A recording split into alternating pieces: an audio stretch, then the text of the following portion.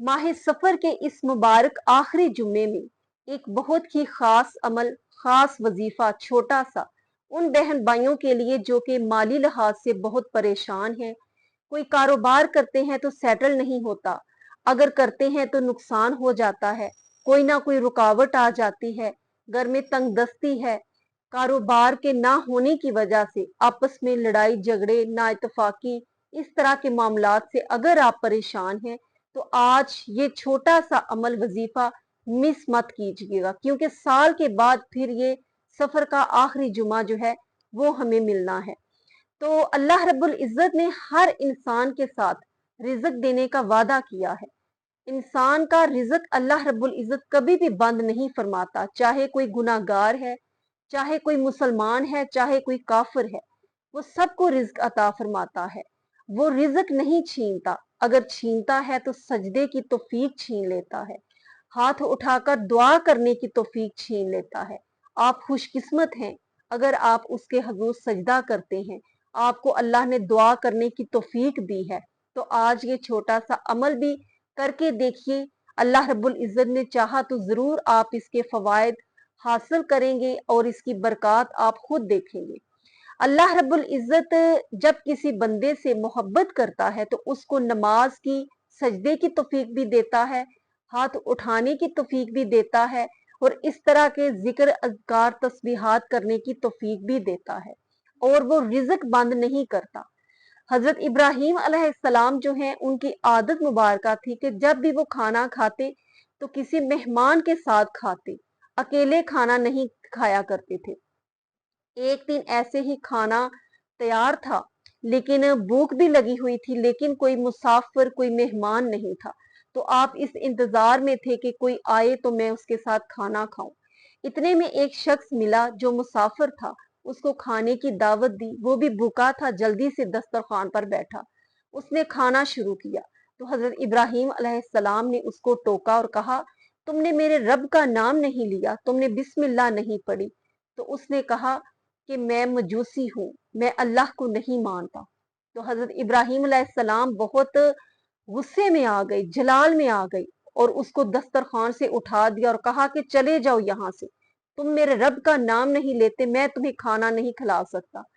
तो गैब से आवाज आई कि ए इब्राहिम, वो बूढ़ा हो चुका है और इतने सालों से मैं उसको रिस्क दे रहा हूँ, जो मेरा नाम भी नहीं लेता, जो मुझे मानता भी नहीं, और तू उसको एक वक्त का खाना नहीं दे सका। तो इससे अंदाजा लगाइए कि वो रब ये नहीं देखता कि कोई उसके हजूर सजदा करता है या नहीं करता, कोई काफिर है या मुसलमान है, वो रिज्क देता रहता है, वो अपने रिज्क के दरवाजे बंद नहीं करता। सिर्फ इंसान को किसी वसीले से, वो कहते हैं हरकत में ही बरकत है। तो अल्लाह रब्बुल इज्जत की रहमत हो सकता है इस इंतजार में हो कि आप कोई अमल करें, कोई वजीफा करें, कोई उसके आगे गिड़गिड़ा कर दुआ मांगे, तो फिर आपके लिए रिज्क के दरवाजे जो हैं वो खोले जाएं। और दुआ करें कि अल्लाह रब्बुल इज्जत जिसको अता करे, रिज्क हलाल अता करे, क्योंकि हराम का रिज्क, नाजायज तरीके से कमाया हुआ रिज्क जब घर में आता है तो उसमें ना बरकत होती है, ना उसके कोई फवायद हासिल होते हैं। उसका पता जैसे उसके आते हुए पता नहीं चलता, ऐसे ही जाते हुए भी पता नहीं चलता। दायमी और हमेशा रहने वाला रिस्क जो है, जिससे बरकत भी हासिल होती हैं और उसके फवायद भी हासिल होते हैं, वही रिस्क है जो जायज और हलाल तरीके से कमाया जाए। तो आते हैं उस छोटे से अमल की तरफ कि जुमा के इस सफर के आखिरी जुमा में आपने एक तो सूरह रहमान की तलावत करनी है। आप किसी वक्त भी कर सकते हैं, सुबह तहज्जुद के वक्त कर सकते हैं जुमा के दिन, और सुबह सूरज जवाल जब वक्त खत्म हो जाए उसके वक्त आप बाद में कर सकते हैं, जोहर से पहले या जोहर के बाद कर सकते हैं, नमाजे मगरिब के तक भी आप कर सकते हैं। तो उसके बाद सूरह रहमान तलावत करने के बाद आपने अल्लाह रब्बुल इज्जत का नाम, बहुत जलाली नाम, अल्लाह रब्बुल इज्जत के अस्माए हुस्ना में से है, या जल जलाली वल इकराम, या जल जलाली वल इकराम। इसकी आपने सिर्फ एक तस्बीह करनी है, चलते फिरते उठते बैठते कर लें, एक ये तस्बीह आपने करनी है।